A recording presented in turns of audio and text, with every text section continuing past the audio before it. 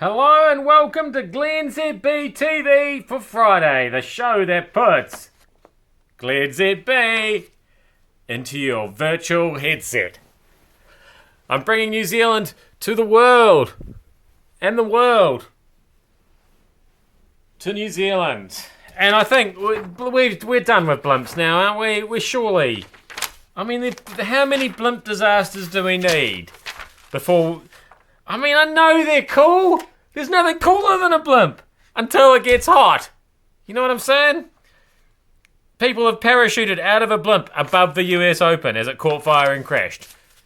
I mean, time and time, all blimps eventually catch fire and crash, don't they? I think that's what... No more blimps. Doctors, seriously, especially doctors going on Fox News. So this is a bit of a callback to yesterday. We had the Stanford doctor who was talking about gunshot wounds. And as I said at the time, you don't really need to come dressed in the white coat because, you know, sooner or later, Dr. So-and-so will come up here and then we'll know that you're a doctor. You get introduced as a doctor. I believe that you're a doctor. I mean, I sort of believe that you're a doctor. Now today, we've got the doctors who are treating the bloke who's come back from North Korea and they don't quite know what's wrong with him. Other than he's had a pretty hard time being a prisoner in North Korea. And look, they're all wearing their... We know that you're doctors. And we've been told there's a press conference of the medical team. You, Dr. So-and-so, Dr. Yabba-doo, Dr. Jibba-doo-da. Not their real names, by the way. But, okay, we get it. You're doctors. It'd be like every time a chef appears talking about something and wear the puffy hat. Cyclists. Seriously, cyclists. Are you kidding me? They're fearing for their safety under the current speed limits, apparently. The Cycling Action Network is calling for blanket cuts to speed limits on urban and rural roads. You know what, cyclists? If you feel like there's a stretch of road that's a bit dangerous, don't cycle on it! Very angry, worked up glennzb today.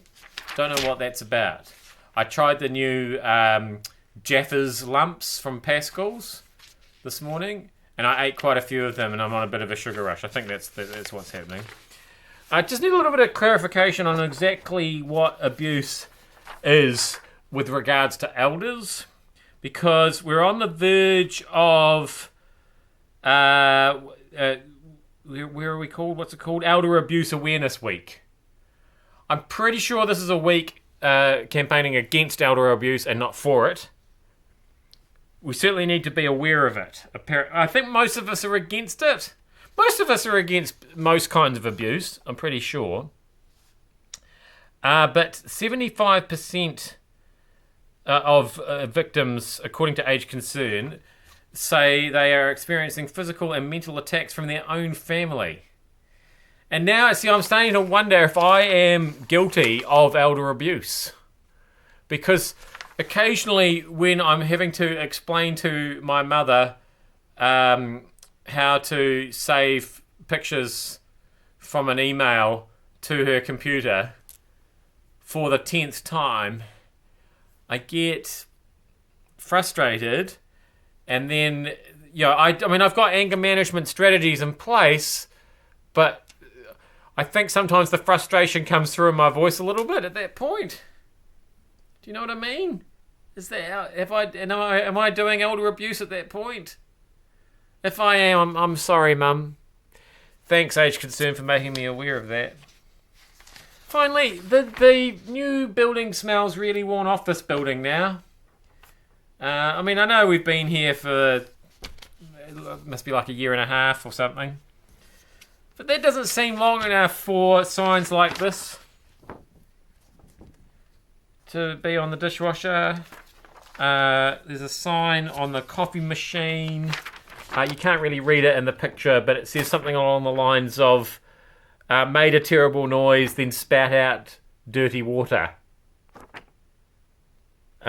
Which is not really what you want from your... And then really distressing, there's a lot of this sort of thing happening. you go, you know, and if you really need to go, and then you're confronted with a note like that.